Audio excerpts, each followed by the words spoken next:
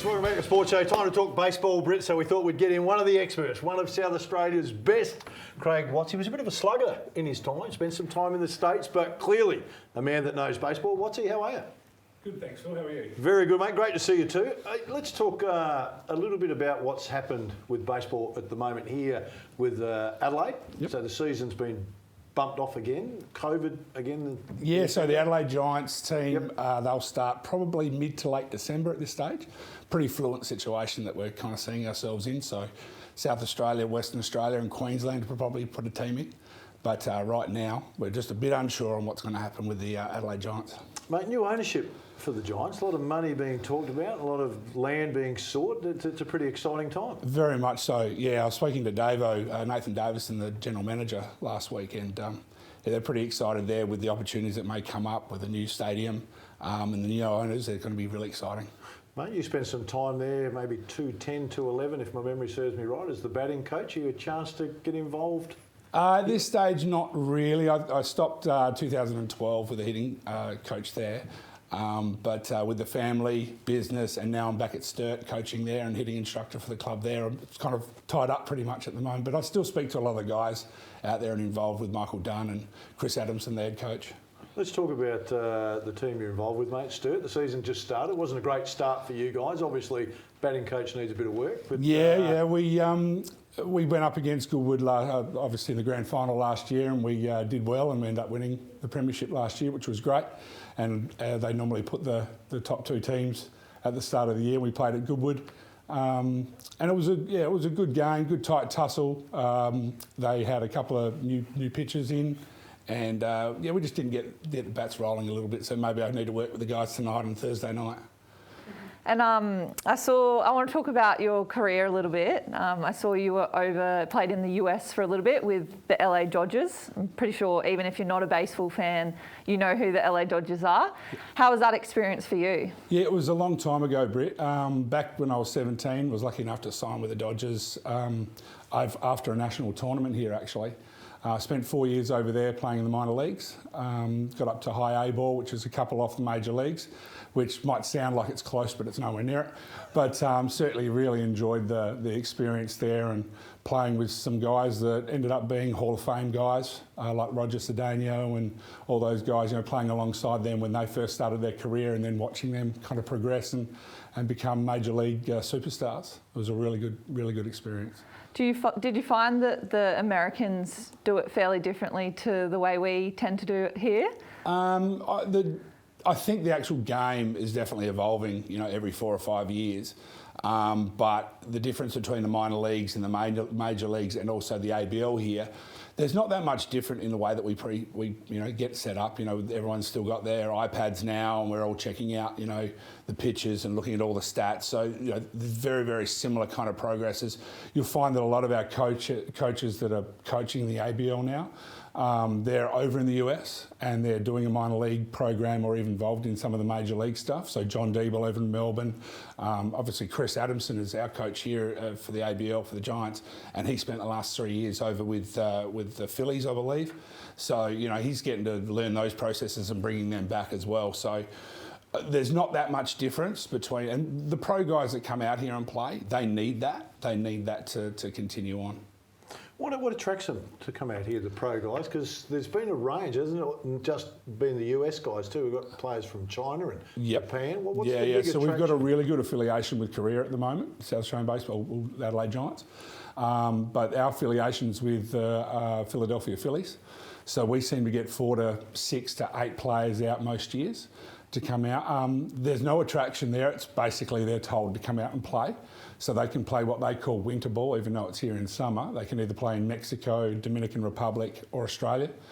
So they send a lot of the kids out here that are either trying to learn English, that are prospects, or kids that just had a really good season and they may go and play in the major leagues. We had Luke Williams come out and play for a month for us last year. He was an A-ball kind of guy, which is obviously 3 or 4 down. Had a really good season here, started spring training, got invited up to major leagues. Within a week of major leagues, he played the whole season for Philadelphia Phillies in the major leagues, which was huge. I mean, he was an A-ball guy last year and earning, $1,000 a month, and there he was, 2 months later, and he's earning $500,000 a year and playing with some of the biggest names in the game. It's crazy what opportunities, sport can line up for you. Having done a transition from sport to life after sport myself, how did you find that within your career? Yeah, it was pretty easy, to be totally honest. I finished my professional career when I was around about 22, 23, but in between that time, because we were here in the winter, the US winter and Australian summer, we're able to do some work. So I was working with my dad and my family business. Did some work with the old Rowan Jarmans back in the day. So, during the summer, that was quite good. So the transition was actually quite good. And baseball, we can train any time of the day, which is good. We can train inside in the nets at night, similar to cricket. So the transition was good and a little bit easy for me. I think it might be a bit harder today. But that's what we're trying to work on with these young kids like the Jordan McArdles and so forth that are coming back from the US now at 22, 23 and kind of throwing their hands up a little bit and going, what am I going to do? So we try and sit down and work some programs with them. It's a really good point you make, because you go over there with the dream, and you went, the dream, I'm going to be a professional baseballer, and they do make, the elite guys make an enormous amount of money, but then the ones under, not so much. And you just touched on it, $500,000 a year, although it sounds great, taxman takes half. By the time you come back, it's not going to last you the rest of your life. What's the progression in trying to keep those kids coming back interested just in playing baseball? Yeah, look, for them to come back here, obviously the ABL's been their next start to come through. If they do get released at 19, 20, and if they play in the ABL, then there are opportunities for them to, pick up and maybe get signed again as a free agent. And that's happened a couple of times. I mentioned Jordan before, and that happened to Jordan. He had a really good season 2 years ago, got released by Arizona early, and then came back out, had a crack a year, and then got re-signed by Philadelphia. Now, COVID hit, and that wasn't great, so that kind of hurt him. But we've got to try and keep these guys interested, give them other opportunities. They're working with, some of the coaches and just put forward what they... It's something they can look forward to in the future. So, mate, clearly you've matured over the journey, mate. You're nearly at the mentor status now. Have you got a group of kids that you are mentoring? Yeah, look, I like talking baseball and hitting. I'm looking after the Sturt hitting instruction there. Really enjoy talking hitting. So all the kids from under 11s, I'm coaching my young boy Seb, the under 11 team, and also coaching the A grade. So assistant coach at the A grade. So it's Sunday mornings at 11 o'clock or 9 o'clock, and then Saturday nights at 4:30. But I'm coaching these kids, just trying to teach them stuff that I never learnt. As you said, just mentor them as best we can. And hopefully they can keep playing for as long as I did. You say you're coaching your son, was it Yes. Seb? Yeah. How does that go without trying to be? It's probably more stressful, to be totally honest. 9 o'clock in the morning, trying to pick out. There's the 40 pitch limits, and you want to make sure that your son plays well. He doesn't want to listen to me anyway, so I get a couple of the other guys in the A grade to come and speak to him. But it's good fun. I love working with the younger crew. We had 21 kids come out for a school camp at Sturt last week, which was unheard of. We hadn't done that before, and it was just a great 5 hours.